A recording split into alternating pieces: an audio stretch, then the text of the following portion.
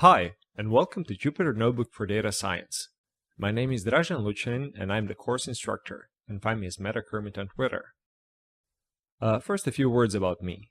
I'm a developer, data analyst, and I'm working in a small web development agency called Punk Rock Dev. I've been doing programming professionally since 2009, working in Python and other languages.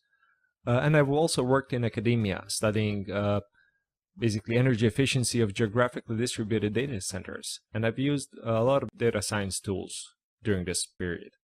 Course overview. So, what's this course going to be about?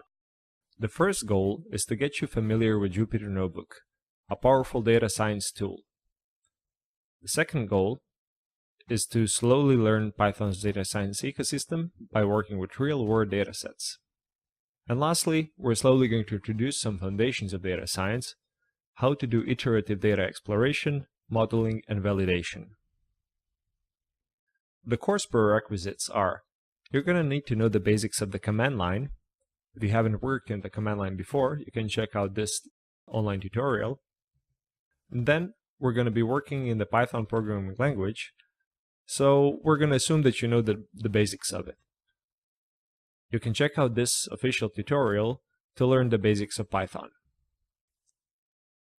Now, there are a couple of things we're going to introduce in the course. First of all is how to set up and use Jupyter Notebook, which, as I mentioned, it's a very powerful web-based environment for doing data science. It essentially gives you a whole environment in your browser where you can enter Python commands. You can see the output in a more visual manner than in the command line. For example, data as tables. And finally, if you call plot functions, you can see the graphs rendered right there next to your code. We're going to be working with real-world examples. The data we're going to look into is life expectancy data obtained from the World Bank, Chicago crime data from the Chicago Data Portal, and weather data obtained from the Dark Sky API to show you how to use REST APIs. As I mentioned, we're going to be working with a Python data science stack, which includes libraries like pandas and matplotlib. These are powerful tools that allow you to read, reshape, analyze data, and visualize it.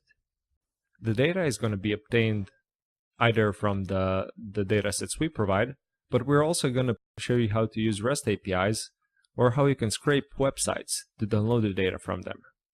This is an example code snippet that downloads data from the Dark Sky API and reads it into pandas so that you can use it and work with it. We're also going to show you how to analyze data relationships. For example, we're going to use scatter plots to show different variables and how they are connected, and we're going to use the linear regression method to fit a model, basically a mathematical formula, to describe the dataset's relationship. We're going to show you how to visualize data, both time series data and geographic data. We're going to show you how to build interactive maps where you can overlay the data.